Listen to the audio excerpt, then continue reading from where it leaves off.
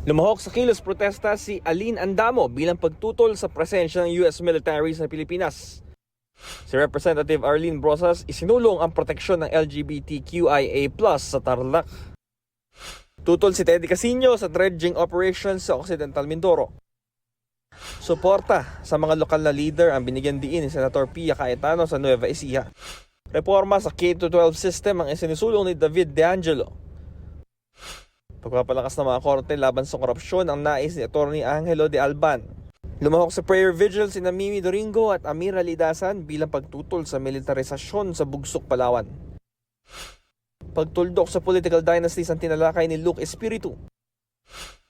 Pantay-pantay na sahod at reforma sa lupa ang ilan sa binigyan diin ni Modi Floranda, Jerome Adonis at Danilo Ramos sa Oriental Mindoro.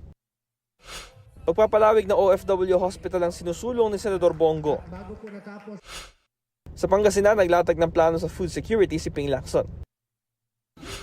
Pagpapaunlad ng turismo ang isinusulong ni Senator Lito Lapid sa Laguna.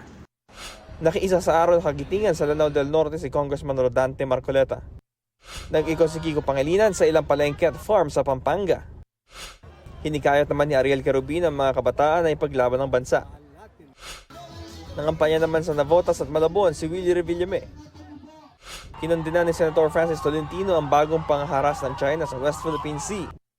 Pag-aalis sa VAT sa kuryente at pag-amyenda sa rice tariffication law ang gusto ni Benhur Abalos. Nag-ikot sa Bicol Region si Bam Aquino. Patuloy namin sinusundan ang kampanya ng mga tumatakbong senador sa eleksyon 2025. Bam Alegre, nagbabalita para sa GMA Integrated News.